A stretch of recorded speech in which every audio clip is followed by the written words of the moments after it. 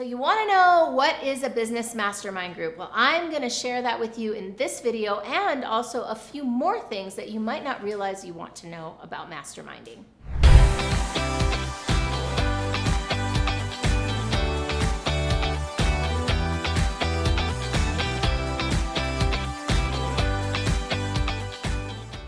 First, I'm going to talk about what kinds of problems a business mastermind group can help you address. I'm going to share a little bit about my story, and then I'm going to answer very specific and common questions about mastermind groups, including how do they work and how to find one, and maybe even how to build one for yourself.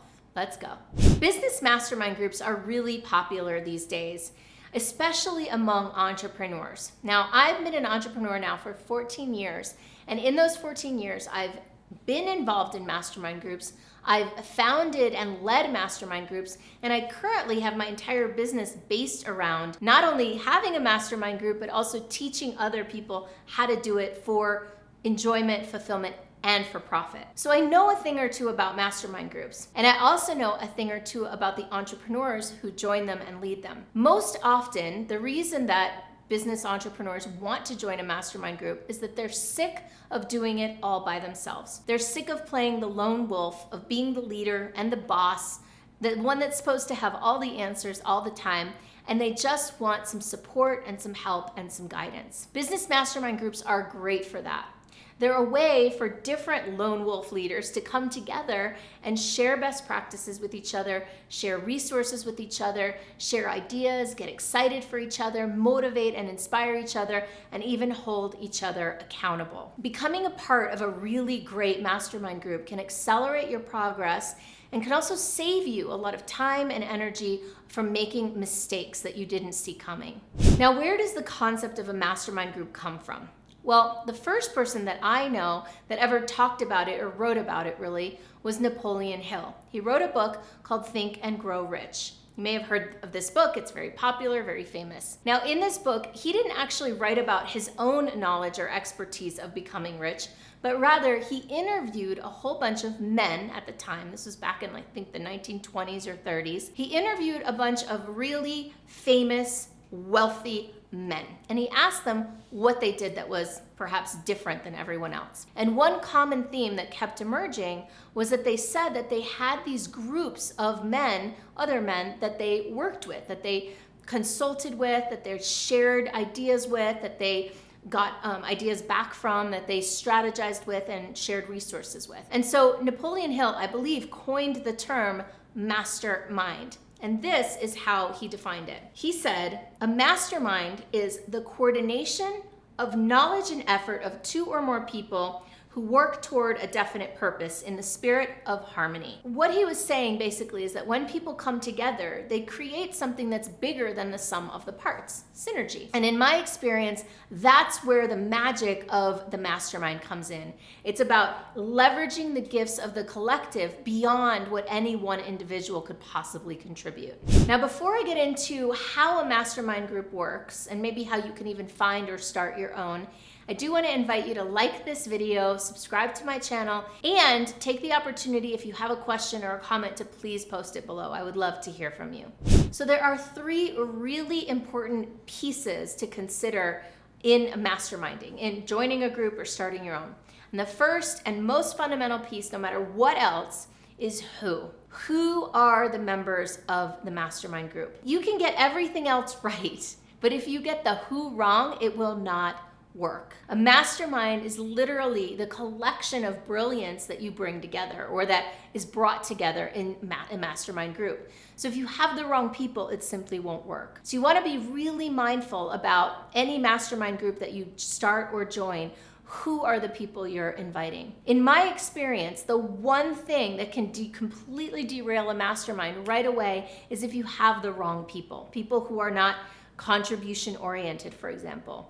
You want to make sure everyone in the group that you're joining or starting is on the same page in terms of values and standards and willingness to contribute. One thing that absolutely does not work in a mastermind is when people come only to get. This was actually a problem. I paid for a mastermind group. I paid a lot of money for this mastermind group I joined.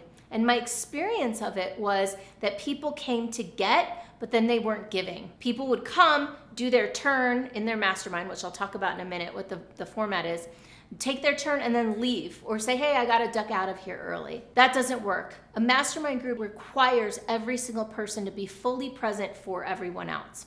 Which leads me to the what. The what of a mastermind group is its mission and its focus.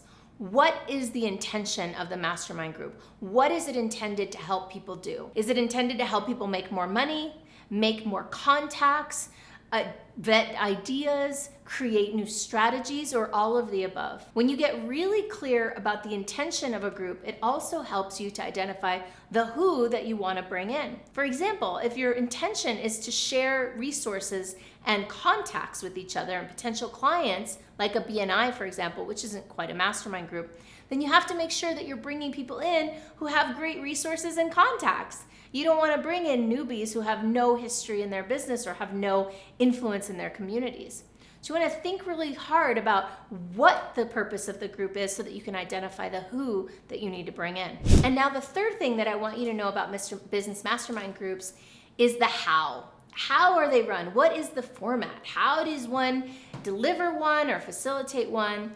Well, you get to decide how often you want to meet, for example. That's one really important consideration. Some business mastermind groups meet weekly. That's a lot. Others meet monthly, some meet quarterly, and I know a few that meet once a year or even twice a year. So you'll want to think about the format. Now, if you're meeting weekly, you probably want to have a much shorter meeting than if you're meeting just once a year, where you might have a 2 or a 3 or a 4-day gathering. So the format of a mastermind is going to impact, how it works and how effective it is going to be for you. Another thing about the how that you'll want to consider is the cost.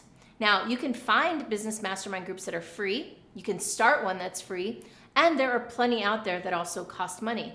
The ones that I lead and the ones my clients lead are all paid mastermind groups. Why is that? Well, I've found in my experience that when people pay, they pay attention. Now, that's more than just a nice quote. It's the truth. What I've found is that when people are invested in something, they show up on time, they show up when they say they're going to, they bring their full attention. When something's free or they're less engaged in it, often they don't put as much into it, which makes the whole group less valuable. One thing you'll want to consider is that everyone needs to be firing on all cylinders and bringing 100% to the table. It's not fair in a mastermind group for someone to come and get, but not give fully. And then finally, if you're not finding a mastermind group that meets your needs, I am a big believer in starting your own. Come up with the 4 or 5 or 6 people to start that you most want to align with and maybe even do business with. Not from a client perspective, but people who might be able to refer business to each other. I started a mastermind group among speakers once, and all of us were speakers who also served other speakers at the time. That was a really great mastermind group because we shared a similar target audience. So think about ways that you can tap into people who have the most value to bring to you and to each other. Now, if you want to go deeper into how to start a mastermind group, and especially how to start a paid mastermind group, then I have another video that I'm inviting you to check out. I've linked to it below, and it's called How to Start a Paid Mastermind Group. Enjoy.